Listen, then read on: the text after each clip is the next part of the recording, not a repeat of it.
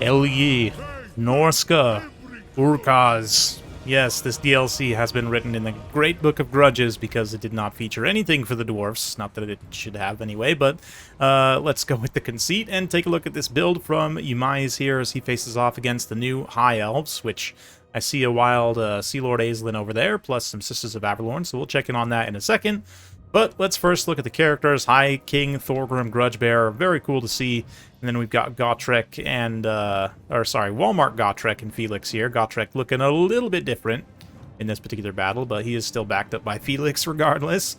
Some Ironbreakers as a front line, Peak Gate Guard, which I actually really like with Thorgrim. I think they synergize together very well. Longbeard's Great Weapons, Grumbling Guard as well, Longbeard ROR. You don't see as much these days, but they do have a Vigor Refresh aura, which is quite nice. Compared to these days ROR, though, that's all they get, which is kind of hilarious. Yeah, ROR ability creep is definitely real, but Gyrocopters as well, a couple of them. High Elves on the opposite side, bringing in a lot of archers. Got Sisters of Avalorn, regular archers as well. Sea Lord Azelin could have popped his ability already, probably. Try and snipe out like the Gyrocopters, but here, yeah, the Peak Gate Guard are definitely going to want to stay in the woods if they can to maintain stock, to not get blasted. But, yeah, the Master of Mists here, again, already could have been used. It doesn't give a full double range buff, but just depends on how he's going to try and use it here. Yeah, Umai kind of sets his characters up on the point, using the woods for cover as long as he can, but ultimately he has a rush build for the Dwarfs. He's going to need to move into combat. And there we go. Oh, no. Thorgrim is the one that's going to be sniped here as the Master of Mists gets popped. Felix, of course, can heal him if he survives this. But, yeah, the Dragon Slayer might have to pick up the book and write this one down because Thorgrim disappears with my frame rates. Wow. Yep. Figured that was going to be the case with Master of Mists, as you would see stuff like that. But very, very rude. That being said, the ship's company going to get blasted by grenades here. As the Ironbreakers move up, they're also going to get within range to blast the Sisters of Avalorn. And archers even. Gyro's also moving through.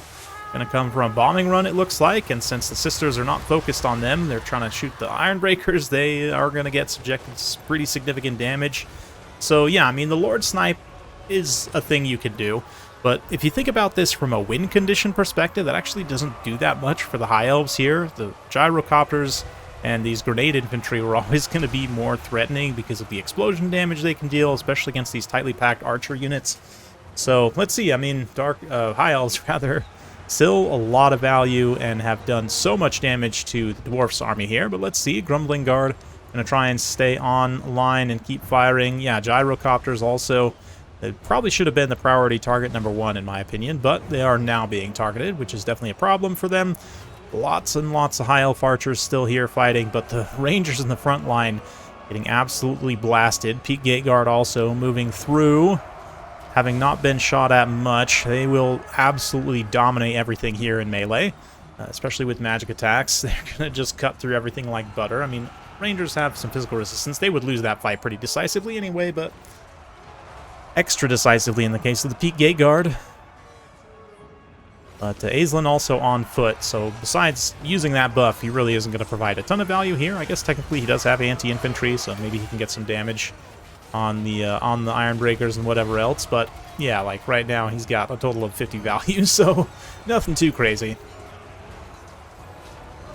The elite dwarf infantry, though, continuing to try and push up the center here. High Elves not, well, yeah, trying to reorganize their archers, trying to pull back a little bit here and get another firing line set up and see where they can go from there. But the Lore Master also, he did take the item, which has caused some controversy. This item here, which allows units to not die. Their entities literally cannot die until, like, either this guy dies or until they get below 50% HP. So basically, as a unit, they have to get below 50% HP before any of their models start dying, which potentially is very strong. But let's see. Right now, a lot of the High Elf units have been pushed away from any meaningful support, and the Dwarf Infantry just continues to relentlessly pursue these archer units. One Sister of Avalorn firing to the back of the Grumbling Guard there might be able to get them off the field, but They are in a block formation, which means they can turn and shoot much faster than they otherwise would. But yeah, a little bit of a Benny Hill here with the Peak Gate Guard chasing this big blob of Rangers, chasing the Norgrimling's Ironbreakers. All this is leading them far, far away from the support of the High Elf characters here. So yeah, the ship's company have lost some models, don't get me wrong.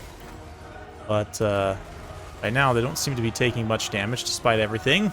Sisters of Avalorn also firing on that Dragon Slayer, trying to take him out. But let's see, we've got Gyros back online. They can fire in. The Grumbling Guard actually switch directions, go to engage those Sisters of Avalorn. And at least holding them down while the Gyrocopters are the ones actually getting some damage. They have now paid for themselves and then some, despite all the damage they've taken. The Peak Gate Guard also turn around and just absolutely seal club those Rangers. So the Dwarfs are hanging on right now. Definitely not going quietly into that good night. Felix also might be going quietly because of the... Ooh, Loremaster takes a big hit there. Yeah, the Dragon Slayer got a nice little kind of cycle charge, cycled out, charge back in. He does have a pretty good charge bonus for an infantry character in particular. But exhaustion kicking in, still enough to finish off the Loremaster, get rid of that item. Felix himself barely hanging on in terms of leadership, but he can, again, heal. That's the whole idea here, is that he can heal himself and a dwarf character and try and sustain them through whatever battle.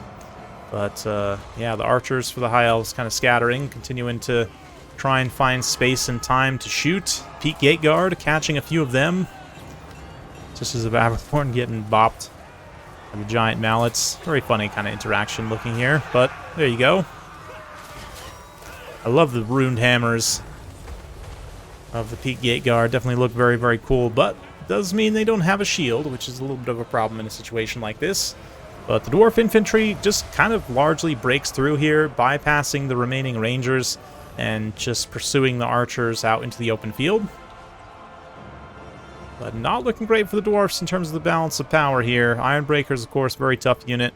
Norgrimlings as well, especially if they're not getting shot by the Sisters of Avalorn, like the regular archers.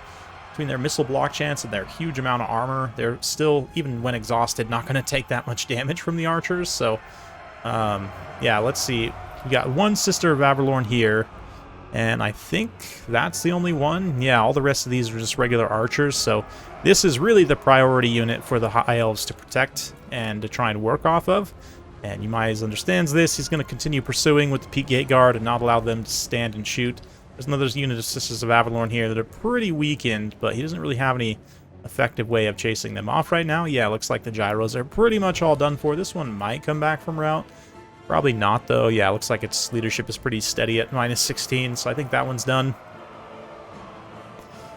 But the leadership of these Dwarven infantry continues to be great. And bypassing the missile block chance by shooting them in the back is definitely one way to get through. But even still, this is like peak dwarf gameplay right here. Just absolutely smashed and tattered, and yet holding on valiantly, chopping through as many elves as they can. I don't know, those two archers both now basically free to keep firing. Peak Gate Guard are also offline as well, so definitely not looking great at all for the Dwarfs, Felix, and the Dragon Slayer. I'm going to maybe try and pull back this objective here, perhaps, and just fight on the point. But it is Conquest, and Yumai is having secured the point early on, has a pretty good points lead, so the High Elves actually have to like gather up all their troops and come over here and fight on the objective. Did not actually get the capture there, so let's see how it goes. Aislan moves in. He does have pretty good weapon strength. 460 is actually not bad for an Elf Lord, particularly on foot. 28 bonus versus infantry. He's got huge melee defense as well, so yeah, as putting some hurt on this Dragon Slayer. Might actually finish this Dragon Slayer off here, and if he does, I would think that's probably army losses. Yep, he's done. And Felix also is not a combatant on par with the Sea Lord, so I think this is maybe it for the Dwarfs. Oh yeah, there it is. Wow. Okay. Appreciate Yumai sending in a loss. I thought he was maybe going to be able to pull that one out, but not quite enough there at the end. The Sisters of Avalorn with Aislinn, and foot Aislinn at that, actually, yeah, with the anti-infantry, and I didn't realize, I thought he had, like, in the 300 range of weapon strength, but anything above 400 for an elf character is great, and that extra bonus versus infantry, just great stats on foot as well. Did a great job dueling these dwarf characters and Felix. Yeah, poor Thorgrim just gets absolutely blasted there. Again, I probably still might have prioritized shooting the gyros instead. You probably can just shoot Thorgrim to death once he's at short range, but the extra damage, just getting rid of him, definitely understandable. Norgrimlings and the other Ironbreakers end up holding out pretty admirably. Many of them pay for themselves. Pete Gateguard, unfortunately, do not, as they were shot to pieces too much. Yeah, the gyros also, one of them gets pretty close to paying for themselves despite everything. The other one almost doubles its value, so you really got to respect those gyros, especially in a matchup like this. But yeah, credit to this VM Zartez player here. A great job with his build construction, had an idea of what he wanted to do and executed it on it very well. And yeah, the archers and Sisters of Avalorn all getting great value. That's really all there is to it. So hopefully you guys enjoyed that. Definitely an interesting one. Keep sending those replays in. I am, of course, recording a bunch of videos for when I'm going to be gone and just throughout the whole month of December. So hopefully you guys have been enjoying. We'll continue bringing you content. Be sure to like and subscribe, and we'll see you next time.